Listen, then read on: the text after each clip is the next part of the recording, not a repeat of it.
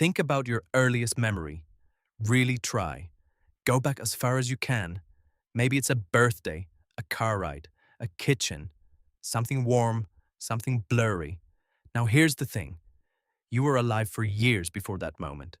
Walking, laughing, crying, learning the faces of everyone you would ever love. And it is all completely gone. Not forgotten the way last Tuesday is forgotten. Gone. Like it never happened. And science just figured out why. And the answer is stranger than anyone expected. Every single person watching this has the same blank chapter at the start of their story. The first 2, 3, sometimes 4 years of your life erased, which raises an obvious question. Were you even really there? Here's what makes this genuinely strange. You weren't unconscious during those years. You were busy. You learned to walk, a biomechanical feat that still defeats most robots. You learned language. You formed attachments. You recognized faces, understood routines, figured out cause and effect. All of that required memory. Your brain was working. So the old explanation that babies simply can't form memories turns out to be wrong. In 2025, a team at Yale University put infants into specially designed fMRI scanners and watched their brains encode individual experiences in real time. Babies as young as 12 months old were using the hippocampus, the same brain region adults use for episodic memory, to store specific moments.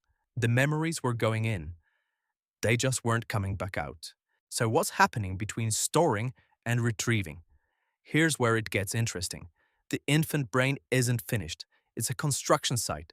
Specifically, the hippocampus, your brain's memory filing system, keeps adding new neurons at a rate it will never match again. And here's the problem with adding a lot of new rooms to a filing system very quickly. Things get lost in the renovation. Researchers believe those new neurons physically integrate into existing memory circuits, and in doing so, they disrupt the traces already stored there. To test this, scientists suppressed neurogenesis in infant mice. The mice who grew fewer new neurons remembered, like adults. The mice whose brains kept building forgot.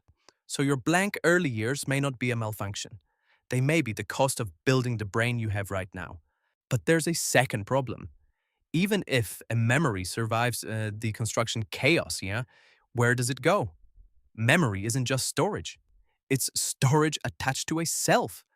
For a memory to become autobiographical, for it to become something that happened to me, you need a stable sense of me. That cognitive self, the brain's working model of who you are, doesn't fully emerge until around age 2. Before that, there's no folder.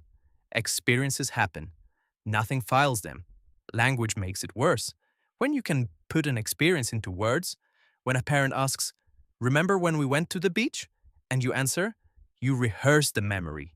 You reinforce it. You nail it down. Without language, memories dissolve.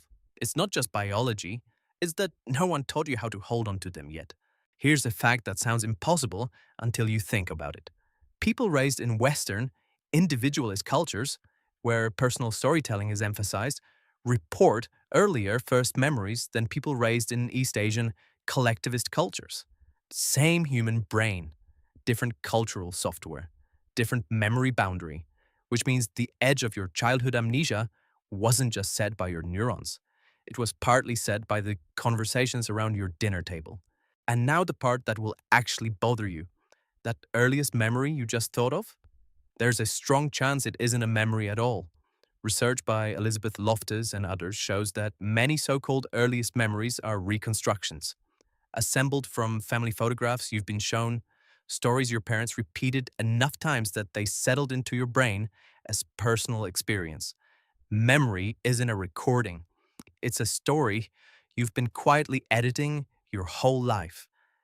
That memory you think is yours. The birthday, the car ride, the kitchen. You may have built it, piece by piece, without knowing. Every person you've ever met has a version of this running in the background, right now. So where does this leave you? You were alive, you were learning, you were feeling everything, and you have almost nothing to show for it. But here's the strange comfort in that. The neurogenesis that erased your first memories is what built the brain capable of making every memory since. You paid for your mind with your memories. Seems like a fair trade. Now here's what I want you to do. Ask someone older than you about their earliest memory. Then ask them, are you sure that's real? Watch what happens to their face.